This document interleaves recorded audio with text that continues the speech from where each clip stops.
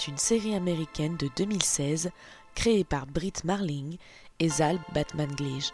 Elle est également produite par Netflix et Brad Pitt. La créatrice Brit Marling joue le rôle principal dans la série. Série souvent comparée à Stranger Things par son univers paranormal.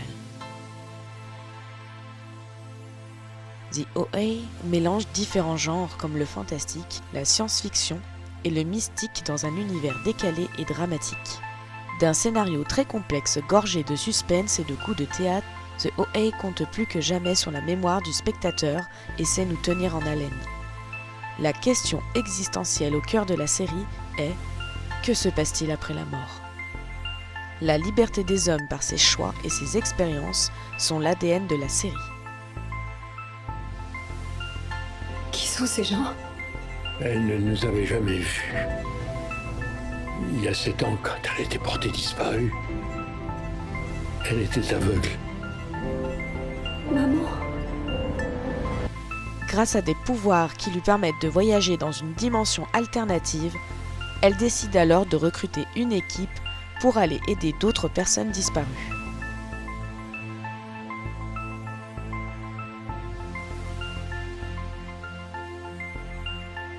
Son entourage et le FBI vont tenter d'en savoir plus, mais elle seule va choisir de conter ses 7 années à un petit groupe de 5 personnes composé d'ados marginaux et d'une professeure très ouverte d'esprit.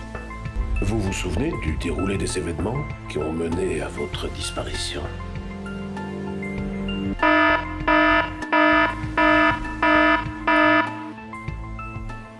Kidnappée par un scientifique, car selon lui, elle posséderait un don acquis après avoir vécu une expérience de mort imminente.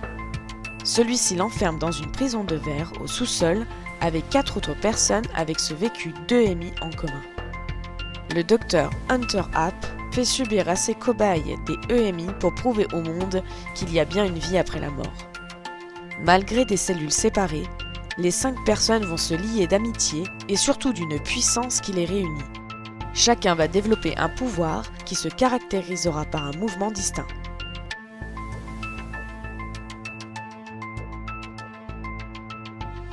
Une fois les 5 mouvements réunis et enchaînés dans une chorégraphie, ceux-ci auraient le pouvoir de guérir, de faire ressusciter les morts ou de transporter les individus dans une autre dimension. Prairie Johnson apprend lentement mais sûrement à ses 5 disciples cette étrange chorégraphie venue d'un autre monde. La danse des 5 mouvements, développée par le chorégraphe Ryan Effington de la chanteuse Sia. Merci Lily. Coucou les mélomanes et les mélowomanes. La musique de la série n'est pas l'œuvre d'un compositeur mais de plusieurs. Le générique de Rostan Batmanglij. C'est un auteur-compositeur, musicien iranien et américain. Et n'est autre que le frère de Zal, le créateur de la série.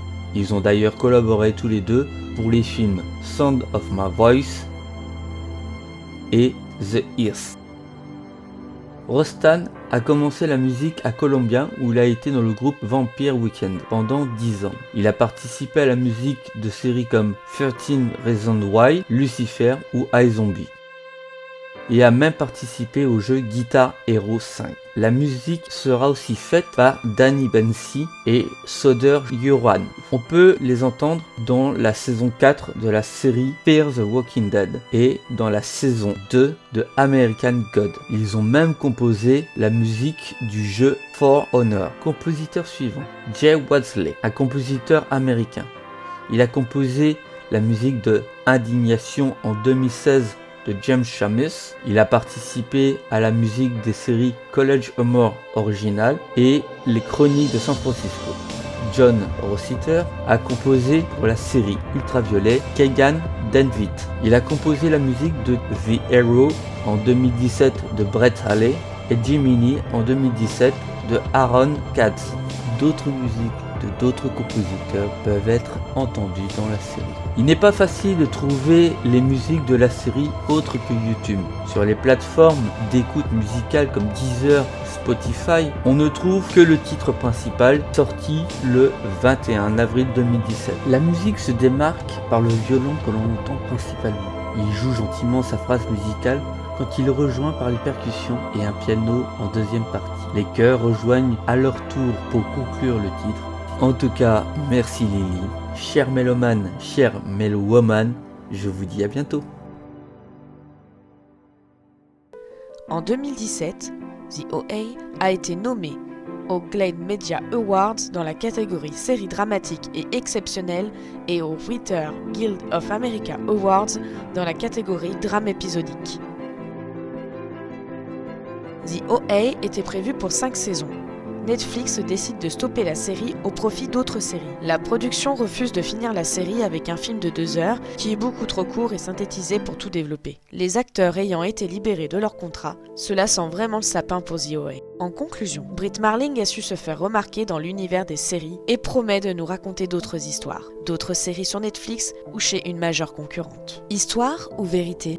Curieux, croyant ou cartésien ? Laissez-vous happer par ce chef-d'œuvre inachevé. À vous les studios!